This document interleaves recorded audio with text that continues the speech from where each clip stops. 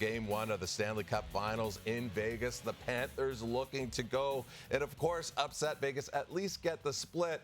A lot of talk about Bobrovsky coming in, and deservedly so, but Adin Hill, he came up big for the Golden Knights. I mean, both netminders were incredible on both ends of the ice and didn't really know what to expect from this Game 1. Neither one of these teams have ever hoisted the Stanley Cup in their history, and everybody was wondering, how would those Panthers look after the long layoff, playing their first game in 10 days? Well, here it is. 8 minutes in, Matthew Tkachuk center, scramble for the loose puck. Adin Hill covers up. But after the whistle, Nick Cousins shoves Hill, and that leads to a scrum. Somebody's going to get a penalty, and it would be Cousins, who got the only penalty out of that. So Vegas on the power play, but it's Eric Stahl, shorthanded, goes around the net, tucks in the wraparound.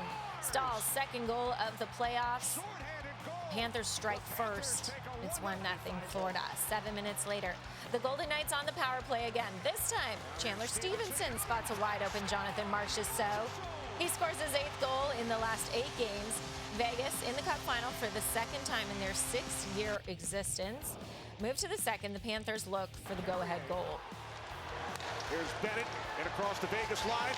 Back out for Montour. Over to the right side. Oh! Cousins held that. Not across the line. He stopped it with his paddle of his stick. An absolute wide open net, and Adin Hill takes away a sure goal. Adin Hill trying to make a name for himself. Can't believe it. Just an unreal stop. Keeps the game tied at 1. The Panthers are like, come on. Meanwhile, the Golden Knights, they've seen a stick save like that in the Stanley Cup Final before. Back in 2018, Braden Holtby made an incredible paddle stop on Alex Tuch as the Capitals went on to win the Stanley Cup. Maybe it's a sign. Back to Saturday, still in the second period, Shea Theodore makes a nice move around Anthony Duclair and beats Sergei Bobrovsky.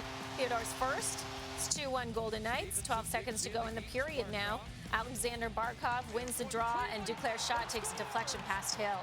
Duclair's 4th of the postseason ties the game up at 2. So now, 7 minutes into the third period, Bobrovsky makes the stop on the 2-on-1, but Vegas keeps the puck in, and Zach Whitecloud's shot finds the back of the net. Duclair ends up screening Bobrovsky on the goal. Vegas up 3-2 now. They would have a strong third period here. 6 minutes to go. Chuck tries to clear, but Mark Stone with a great play to knock the puck down, and he snipes it past Bobrovsky. Florida challenge for a high stick, but the goal does stand. That was Stone's 7th of the playoffs, making it 4-2 Vegas. They added an empty netter as the Golden Knights take Game 1, 5-2, the final of that one. Shea Theodore, he scored for the first time since way back on March 7th, coincidentally. That one also came against Florida.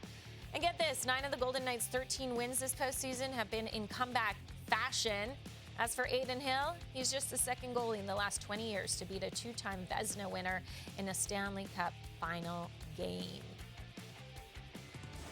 Paul, you mentioned the turnover by Matthew. I mean, how tough was that at that spot? And it was 2-2. It was tough, man. Yeah. Like on the gradation of tough, like root canal to lumpy oatmeal, it was closer to the root canal side of toughness. The paddle save that he has, like, how do you describe what it's like watching that? Well, that's an unreal save, right? It's a game changer because, we come down and get one at the other end. So you need those saves at key moments. Yeah, I guess that's kind of the stuff you dream of when you grow up, making that big save, or if you're a forward, making that big shot in overtime to get the game winner. So, yeah, I know it was nice, just kind of desperation there, reached out my stick and got a piece of it.